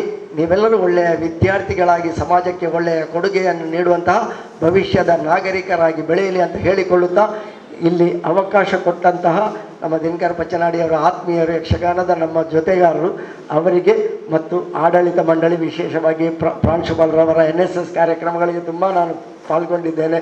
ನಮ್ಮ ಆತ್ಮೀಯರು ಇನ್ನೊಬ್ಬರು ಡಾಕ್ಟರ್ BG ಸುವರ್ಣರು, ಬಹಳ ಹಳೆ ಪರಿಚಯ ನನಗೆ, ಪತ್ರಿಕೋದ್ಯಮದಲ್ಲಿ ಇರುವಾಗಲೇ ಅವರ ಪರಿಚಯ.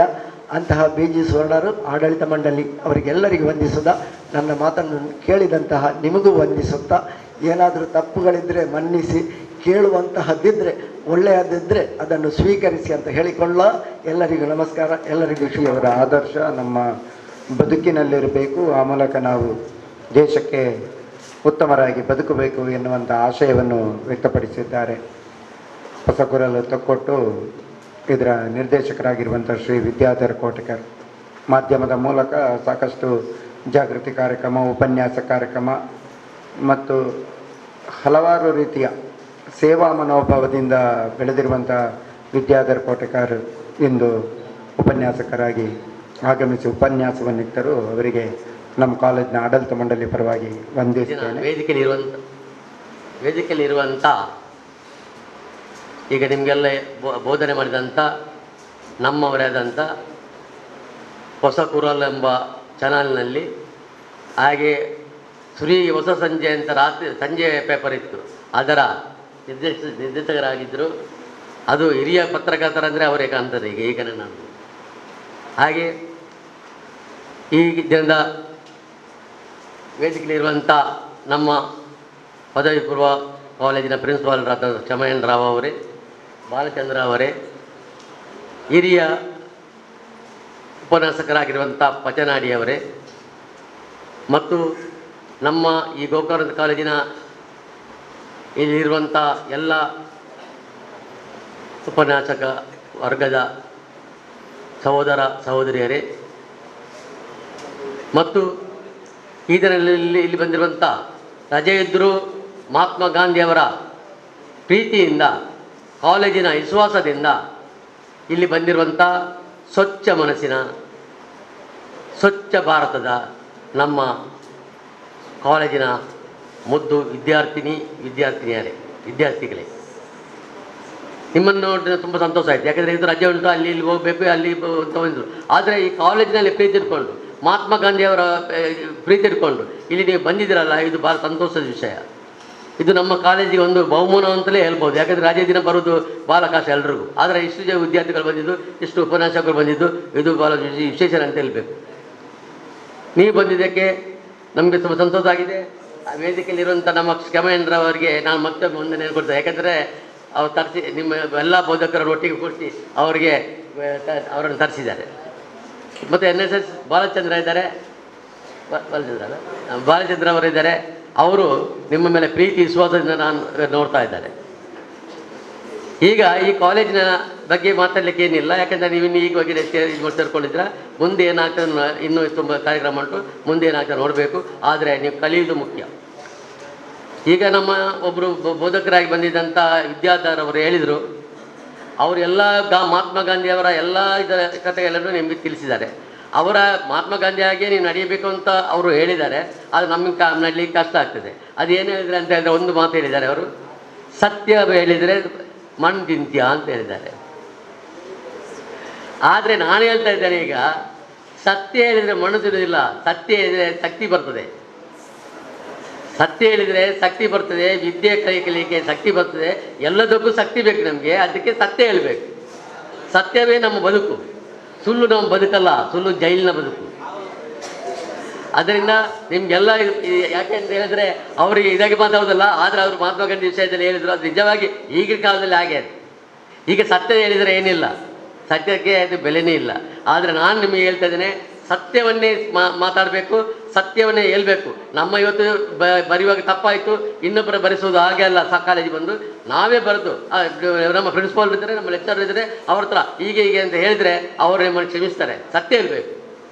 ಸುಳ್ಳಲ್ಲಿದ್ದರೆ ಮಾತ್ರ ಅವ್ರಿಗೂ ಕೋಪ ಬರ್ತದೆ, ದೇವರಿಗೂ ಕೋಪ ಬರ್ತದೆ, ನಿಮ್ಮ ವಿದ್ಯೆಗೂ ಕೋಪ ಬರ್ತದೆ. ಅದರಿಂದ ನಿಮ್ಮತ್ತ ಎಲ್ಲ ವಿದ್ಯಾರ್ಥಿನಿಯವ್ರ ನಿಮ್ಮಲ್ಲಿ ಪ್ರಾರ್ಥನೆ ಮಾಡುವುದೇನೆಂದರೆ, ಸತ್ಯವನ್ನೇ ಇಲ್ಲಿ ವಿದ್ಯೆಯನ್ನು ಕಲಿಯಿರಿ, ದೇಶವನ್ನು ಆಲಿರಿ. ಇವತ್ತು ಸ್ವಚ್ಛ ಭಾರತದ ಮುಖ್ಯಸ್ಥರಾದಂಥ ಮಹಾತ್ಮ ಗಾಂಧಿಯವರ 150ನೇ ದಿನಾಚರಣೆಯಲ್ಲಿ ನಿಮಗೆ ನಾನು ಹೇಳ್ತಾ ಇದ್ದೇನೆ. ನಂದು ಹೇಳಿದ್ರಲ್ಲಿ ಏನೋ ತಪ್ಪಿದ್ದರೆ ನೀವು ಹಿರಿಯರಾಗಲಿ ಕಿರಿಯರಾಗಲಿ ನನ್ನನ್ನು ಕ್ಷಮಿಸಬೇಕು ಅಂತ ಹೇಳ್ಕೊಂಡು ನಾನು ಎರಡು ಮಾತು ಹೇಳ್ತೇನೆ. ನಿಮಗೆ ಮತ್ತೆ ಇನ್ನೊಂದು ಹೇಳ್ತೇನೆ, ನವರಾತ್ರಿ ಶುಭಾಶಯಗಳು ನಿಮಗೆಲ್ಲರಿಗೂ. ಕುದ್ರೋಳಿ ದೇವಸ್ಥಾನಕ್ಕೆ ಬಂದು ಅಲ್ಲಿ ಸೇವೆ ಮಾಡಿ, ಅಲ್ಲಿ ಬಂದು ಸೇವೆ ಮಾಡಿ. ಗೋಕರ್ಣನಾಥೇಶ್ವರ ದೇವಸ್ಥಾನ. ಹಾಗೆ ಇವತ್ತು ಮಹಾತ್ಮ ಗಾಂಧಿಯ ಜಯಂತಿ ಅಂದು ನಿಮಗೆಲ್ಲರಿಗೂ ಶುಭಾಶಯ ಕೊಡ್ತಾ ಇದ್ದೀನಿ.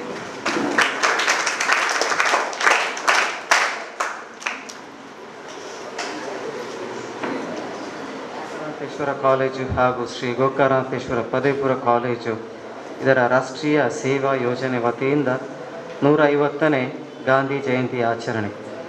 ಇವತ್ತಿನ ಕಾರ್ಯಕ್ರಮ ತುಂಬ ಅತ್ಯಪೂರ್ಣವಾಗಿರುವಂಥ ಗಾಂಧೀಜಿಯವರ 150ನೇ ವರ್ಷದಲ್ಲಿ ಗಾಂಧೀಜಿಯ ತತ್ವ ಮತ್ತು ಆದರ್ಶಗಳು ನಿಮ್ಮ ಜೀವನದಲ್ಲಿ ಅಳವಡಿಸ್ಕೊಳ್ಬೇಕು ಅಂಥೇಳಿ ಇವತ್ತಿನ ಕಾರ್ಯಕ್ರಮದಲ್ಲಿ ಉಪನ್ಯಾಸ ಕೊಟ್ಟಿರುವಂಥ ಶ್ರೀ ವಿದ್ಯಾಧರ್ ಕೋಟೆಕಾರ್, ನಿರ್ದೇಶಕರು ಹೊಸಕುರುಳು ತೊಕ್ಕೊಟ್ಟು, ಇವರಿಗೆ ನಮ್ಮ ಗೋಕರ್ಣನಾಥೇಶ್ವರ ಪದವಿ ಕಾಲೇಜ್ ಹಾಗೂ ಪದವಿ ಪೂರ್ವ ಕಾಲೇಜ್, ಅದೇ ರೀತಿಯಲ್ಲಿ ಕೂಡ ಆಡಳಿತ ಮಂಡಳಿ, ಅದೇ ರೀತಿಯಲ್ಲಿ ಕೂಡ ರಾಷ್ಟ್ರೀಯ ಸೇವಾ ಯೋಜನೆ ವತಿಯಿಂದ ತುಂಬ ಹೃದಯ ಧನ್ಯವಾದಗಳು ಸಲ್ಲಿಸ್ತಾ ಇದ್ದೇನೆ.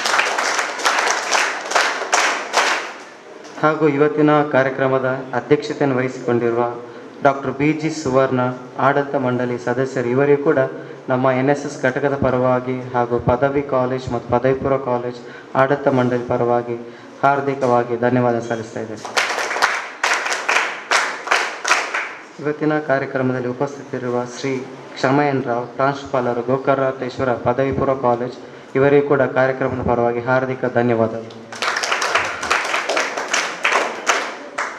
ಈ ಕಾರ್ಯಕ್ರಮದ ನಿರೂಪಣೆಯನ್ನು ಮಾಡಿರುವಂಥ ಡಾಕ್ಟರ್ ದಿನಕರ್ ಪಚ್ಚನಾಡಿ, ಕಾರ್ಯಕ್ರಮ ಅಧಿಕಾರಿ NSS ಪದವಿ ಕಾಲೇಜ್, ಗೋಕರ್ಣೇಶ್ವರ ಕಾಲೇಜ್, ಇವರಿಗೂ ಕೂಡ ಹಾರ್ದಿಕವಾಗಿ ಧನ್ಯವಾದಗಳು ಸಲ್ಲಿಸ್ತಾ ಇದ್ದೇನೆ. ಹಾಗೂ ನಮ್ಮೊಂದಿಗೆ ಇರುವಂಥ ಹೊಸ ಕುರುಡು ದೃಶ್ಯ ಮಾಧ್ಯಮದವರಿಗೂ ಕೂಡ ಹಾರ್ದಿಕ ಧನ್ಯವಾದಗಳು. ಹಾಗೂ ಈ ಕಾರ್ಯಕ್ರಮದಲ್ಲಿ ಉಪಸ್ಥಿತಿರುವ ಎಲ್ಲ ನನ್ನ ಸಹೋದ್ಯೋಗಿ ಮಿತ್ರರಿಗೂ ಹಾಗೂ ಸಿಬ್ಬಂದಿ ವರ್ಗದವರಿಗೂ ಕೂಡ ಧನ್ಯವಾದಗಳು. ಹಾಗೂ ಈ ಕಾರ್ಯಕ್ರಮದಲ್ಲಿ ಉಪಸ್ಥಿತಿರುವ ವಿದ್ಯಾರ್ಥಿಗಳಾಗಿರುವಂಥ ರಕ್ಷಿತ್, ಅದೇ ರೀತಿಯಲ್ಲಿ ಕೂಡ ಭವೀತ್ ಹಾಗೂ ನನ್ನ ಎಲ್ಲ ಪದವಿ ಮತ್ತು ಪದವಿ ಪೂರ್ವ ವಿದ್ಯಾರ್ಥಿಗಳಿಗೂ ಕೂಡ ಹಾರ್ದಿಕ ಧನ್ಯವಾದ ಸಲ್ಲಿಸ್ತಾ ಇದ್ದೇನೆ. ಮಗದೊಮ್ಮೆ ಸರ್ವರಿಗೂ ಕೂಡ ಧನ್ಯವಾದಗಳು.